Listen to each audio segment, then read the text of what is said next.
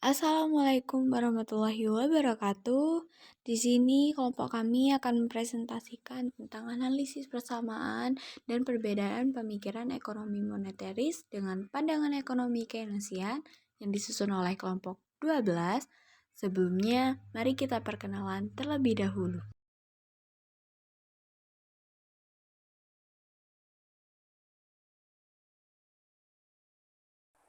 Baik, di sini saya akan menjelaskan tentang pemikiran aliran moneteris. Aliran moneteris adalah aliran pemikiran ekonomi yang menyatakan bahwa pasokan uang dalam suatu perekonomian merupakan pendorong utama pertumbuhan ekonomi. Kebijakan moneter sendiri adalah alat ekonomi yang digunakan dalam moneterisme. Diterapkan untuk menyesuaikan suku bunga pada gilirannya akan mengendalikan pasokan uang yang beredar. Ketika suku bunga naik, maka orang lebih intensif untuk menabung sehingga pasokan uang yang beredar akan berkurang. Yang pertama ada pemikiran utama aliran moneteris dan pemikiran Keynes. Bagi kaum moneteris, jumlah uang beredar merupakan faktor penting yang menentukan tingkat aktivitas ekonomi dan harga dalam perekonomian. Dalam jangka pendek atau yang disebut short run, jumlah uang beredar mempengaruhi tingkat output dan kesempatan kerja. Sebaliknya, dalam jangka panjang atau long run, jumlah uang beredar mempengaruhi tingkat harga dan inflasi. Pemikiran aliran Keynesian, kebijakan pemerintah dapat digunakan untuk meningkatkan permintaan tingkat makro dan mengurangi pengangguran dan deflasi. Ketika pemerintah meningkatkan pengeluaran, ada lebih banyak uang yang beredar di masyarakat yang mendorong masyarakat untuk berbelanja sehingga meningkatkan permintaan dan meningkatkan permintaan agregat. Tabungan untuk investasi juga akan lebih banyak dan situasi ekonomi akan kembali normal. Keynesian juga berasumsi bahwa faktor-faktor lain juga mempunyai pengaruh yang signifikan terhadap situasi perekonomian suatu negara.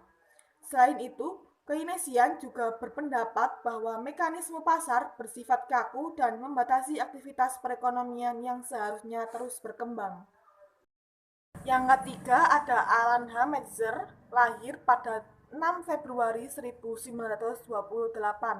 Beliau secara luas dianggap sebagai salah satu otoritas terkemuka dalam perumusan dan pelaksanaan kebijakan moneter setelah menuliskan banyak artikel dan buku ilmiah tentang kebijakan moneter dan sistem Federal Reserve. Selain itu, dia juga menjabat sebagai ketua kelompok penasihat lembaga keuangan internasional yang menyarankan perubahan pada praktik dana moneter internasional, seperti memberikan pinjaman kepada negara-negara berpendapat menengah. Dilanjut ada tokoh pemikiran aliran Keynesian, yaitu ada J.M. Keynes. Dunia sejarah ilmu ekonomi semakin sempurna karena munculnya berbagai pemikiran mengenai ekonomi dan keuangan. Yang baru dari berbagai hasil pemikiran J.M. Keynes yang dinilai para ahli ekonomi sebagai ekonom modern. Ia dikenal sebagai tokoh yang menyebabkan lahirnya mazhab baru yaitu mazhab Keynes. Selanjutnya ada perbedaan pemikiran moneteris dan Keynesian. Yang pertama, kaum moneteris tidak mempercayai teori Keynes yang menyatakan bahwa perekonomian cenderung tergelincir ke tingkat output yang rendah. Yang kedua, Keynesian melihat inflasi sebagai hasil dari pengeluaran agregat yang terlalu besar, sementara moneteris berpendapat bahwa inflasi terjadi karena jumlah uang yang beredar berlebihan. Yang terakhir, penganut Keynesian tidak menekankan analisis jangka panjang. Selanjutnya ada kesamaan pemikiran moneteris dan Keynes.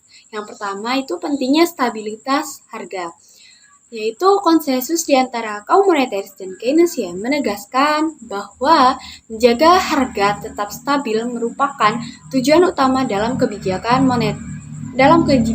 ekonomi.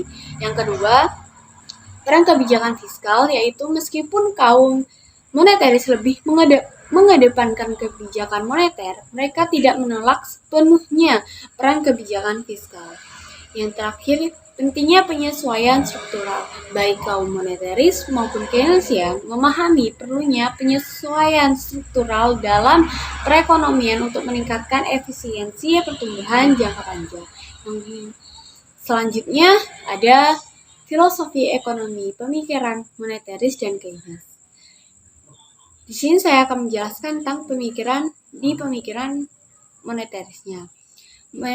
Moneterisme mulai dikenal pada 1970-an, satu dekade yang ditandai dengan inflasi yang tinggi dan terus meningkat serta pertumbuhan ekonomi yang lambat. Selama kurun waktu ini, para ekonom, pemerintah, dan investor dengan bersemangat menyebut setiap statistik pasokan uang baru.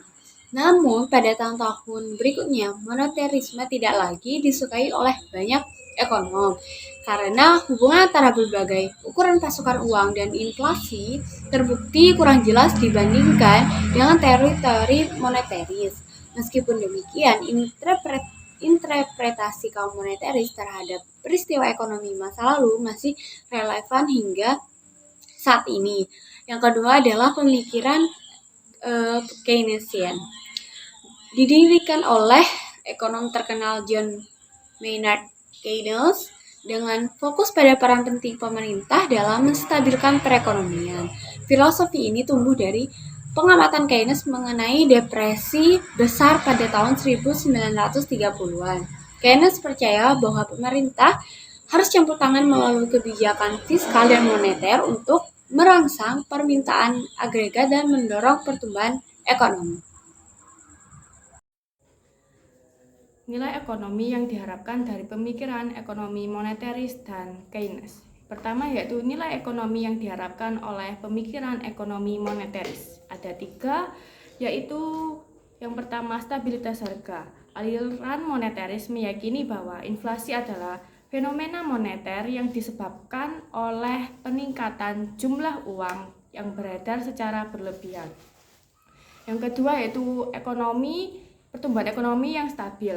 Kaum moneteris ingin mencapai pertumbuhan ekonomi yang stabil dan berkelanjutan dengan mengendalikan jumlah uang beredar.